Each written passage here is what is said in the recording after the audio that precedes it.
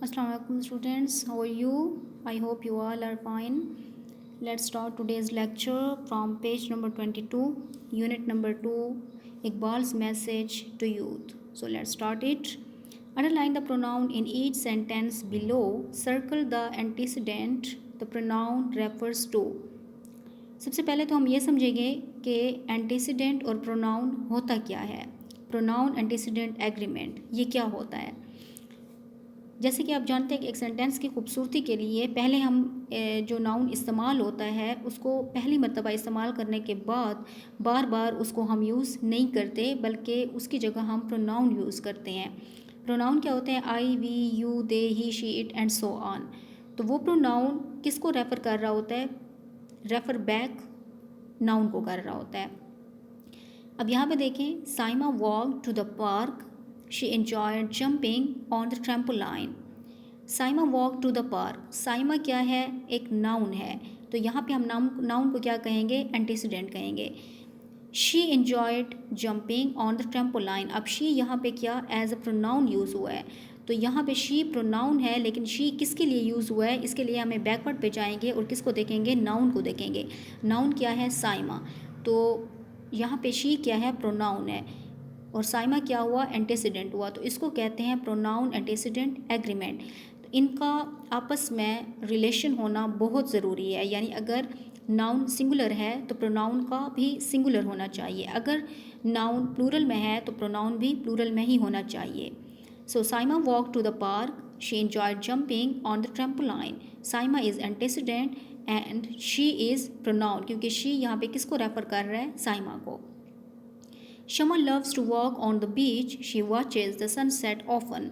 शमा loves. अब यहाँ पे नाउन क्या है? Shama. Shama is antecedent and she watches the sunset often. She is pronoun because here she refers to Shama. Shama is antecedent and its pronoun is she. Dawood enjoys playing basketball. She knows that it is his favorite sport. Dawood is antecedent because it is a noun, and the pronoun which refers to Dawood is he.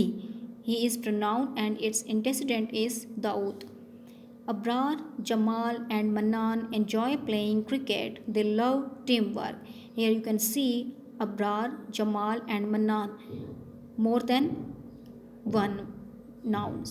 So Abrar, Jamal and mannan यहाँ पे more than one है. तो ये क्या है? Antecedent है. और ये किस में है? प्लूरल में है. तो इसके लिए हमारे पास प्रोनाउन भी प्लूरल में होना चाहिए.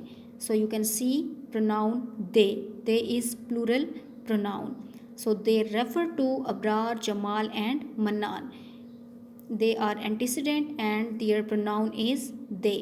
Abrar, Jamal and Mannan antecedent and pronoun is they. The shopper couldn't find his car in the parking lot. Shopper क्या है? यहाँ पे एंटीसीडेंट है और इसका प्रोनाउन क्या है? हीज़. यहाँ पे हीज़ किसको रेफ़र कर रहा है? शॉपर को. Shopper is antecedent and its pronoun is his.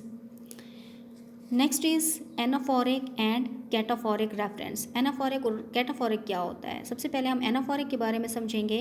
Anaphoric reference means that a word in a text refers back to other ideas in the text for its meaning.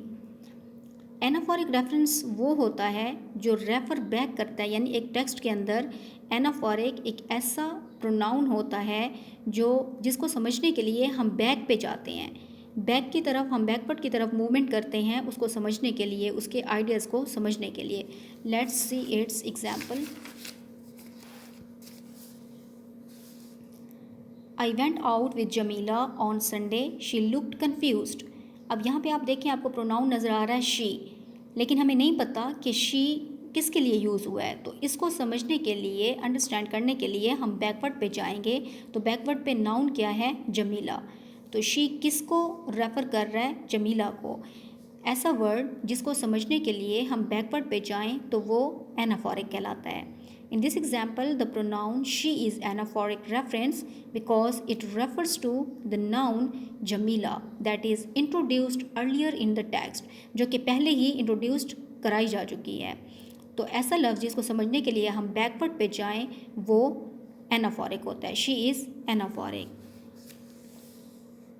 Next है cataphoric. Cataphoric reference mean that a word in a text refers to another later in the text and you need to look forward to understand. यानी कि cataphoric एक ऐसा लफ्ज़ होता है जिसको समझने के लिए हमें फॉरवर्ड पे जाना पड़ता है, फॉरवर्ड पे जाना पड़ता है. एनाफोरिक में हमें बैकवर्ड पे जाना पड़ा, लेकिन कैटाफोरिक में हमें उस प्रोनाउन को समझने के लिए फॉरवर्ड पे जाना पड़ेगा, जो कि लेटर यूज़ हुआ है यानी बाद में.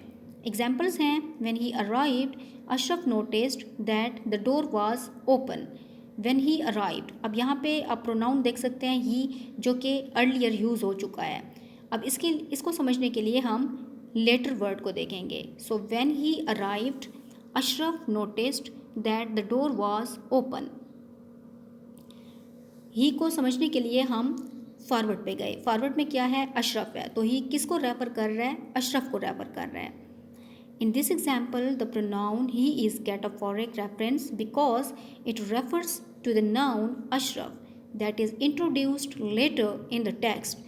यानी कि ही यहाँ पे कैटाफोरिक है, जिसको समझने के लिए हम लेटर नाउन के पास गए, जो कि कौन था?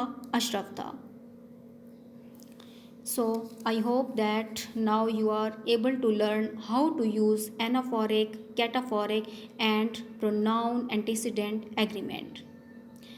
And student, we have completed Unit 2 Iqbal's message to youth, and we will start from Unit 3 in next video. Thank you so much.